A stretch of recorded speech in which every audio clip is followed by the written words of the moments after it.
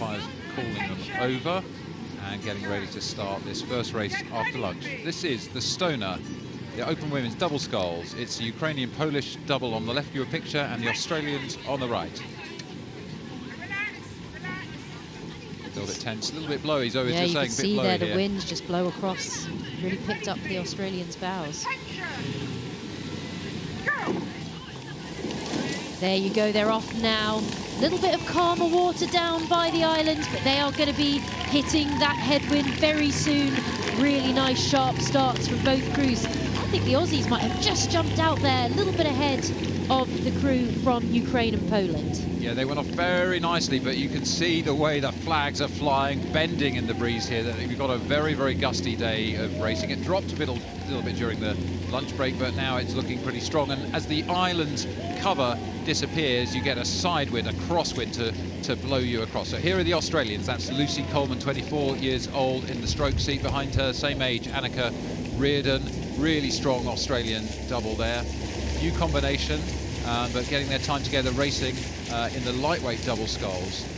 And, well, they've got an early lead on the Polish-Ukrainian double. Yeah, I think this is going to be a really interesting race here. Olena Buriak in the bow seat of that double on the top of your picture. One of the most powerful women in the world on the rowing machine. So I think this is going to be a little bit of a sort of power versus agility as we come down here with those two women you can see on the picture now versus the Australian lightweight double alongside them. Yeah, look, they're quite different sizes, these two women. One of the challenges in a double or a pair is to really blend together, so they've got a bit of a challenge in the length of stroke they can take. And as you said, Olena Buriak set 6:25 on the erg in 2015, which was at the time the world record. So super powerful. If you're watching this and you're a rower, you'll know quite how good that is. But at the moment it looks like the Australian lightweights with less power have managed to get a little bit of an early lead. Yeah, they do. They look good there. They look really tidy. They're a neat crew, but they're keeping their rate higher. And I think the difficulty for them is going to be, can they maintain that level? Can they keep that stroke rate really high if the wind blows up a little bit more? So they're at about 34 strokes a minute, which is pretty good going in this kind of wind. So it'll be difficult to say now, will that stronger crew be able to just lever with long strokes past this, or will these Australians be able to stay out in front?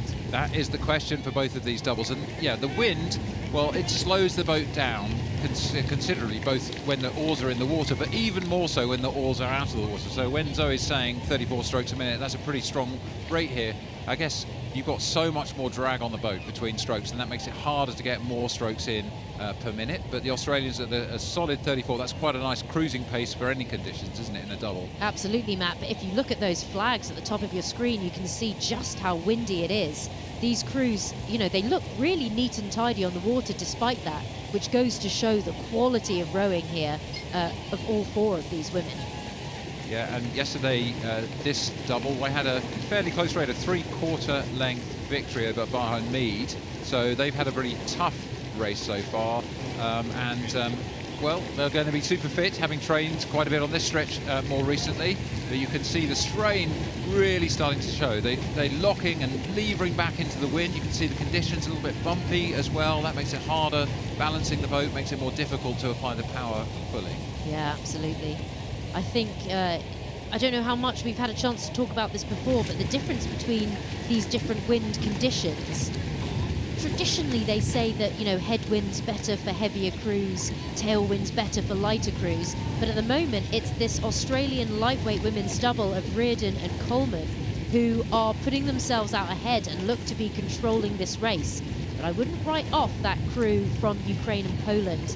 It's a crew that was born out of a spirit of friendship between those two athletes and those two nations. But they've formed quite a formidable partnership, so I wouldn't put it past them to do something special in the second half of this course. I mean, the partnership is inspiring in the double scull. You can see they're blended together despite the different heights of the athletes and lengths of the athletes to get that double moving as fast as they can in the spirit of peace and friendship. I was in Warsaw recently and seeing the generosity of the Poles bringing so many Ukrainians in, mainly women and children, having left the country for their own safety. The population of Warsaw, I think, had increased by something like 15%, and they'd all been taken into people's homes. So a real spirit of support and solidarity from all of us, watching what's happening in Ukraine and watching the inspiration of the Ukrainian-Polish friendship in this double. But I'm afraid they're finding the Australians a little bit too much to take. This new combination, we said, from Rowing Australia, lightweight double. They had a great performance in the World Cup regatta at Poznan, finishing with the silver medal just behind the American crew, and that's a pretty good result for a brand new double. Yeah, I think this is going to be a crew that you want to keep an eye on in the international scene. Like you said, that silver medal in their first outing, really, behind that US crew, was a pretty impressive performance. And new combination, they're only going to keep improving through this Olympic cycle. So these are going to be athletes to keep an eye on. So there we see the back of Annika Reardon at bow, Bachelor of Nursing at the University of Tasmania. And she grew up in Tasmania, starting rowing at 14, coached by her dad until she moved to Canberra to be part of the programme there, and made the Australian rowing team for the first time this year. So new entry into the team. I think it's such an exciting time, isn't it, getting the chance to represent your country at senior level for the first time. She'll be excited as well to be here at Henley as part of that preparation. Yeah, and actually we can see now as this picture pans out that they've managed to put quite a big amount of distance in this last minute or so. And actually they look really composed in that wind. I think really, I mean, it's difficult to see it, I think, unless you're at the water level, how bumpy and rough it is, how much swell there is in the water, how much the wind picks up your blades, makes it difficult to put your oars in at the same time. I mean, you will have had some experience rowing in rough conditions before.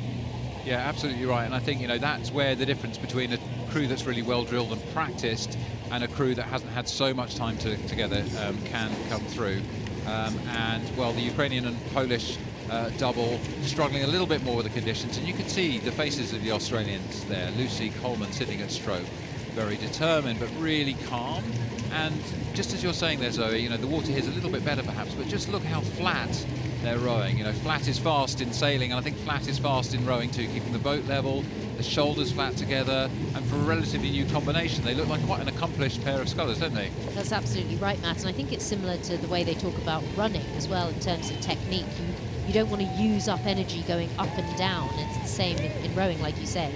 You know, flat is fast. You want to make sure that every bit of your energy is used as efficiently as possible, and that's one thing that people always say lightweights are really good at. They're not as heavy, so they've got to be more efficient. Yeah, and I mean, I had the privilege of rowing with some amazing lightweights in my rowing career, and always learned from them about how to move the boat, because you've got to make more of what you've got, and that means being really precise with the timing, the movement, and the feel for how the shell, the boat underneath you, is moving. I think we're seeing a really nice display from the Australians here. So semi-finals day, Henley Royal Regatta 2022, back bigger than ever, and excited to have international competitors from around the world. We had a huge number of international entries from over 17 countries, not least the Australians. Big entry from Australia this year, and they've been supporters of the regatta for so long.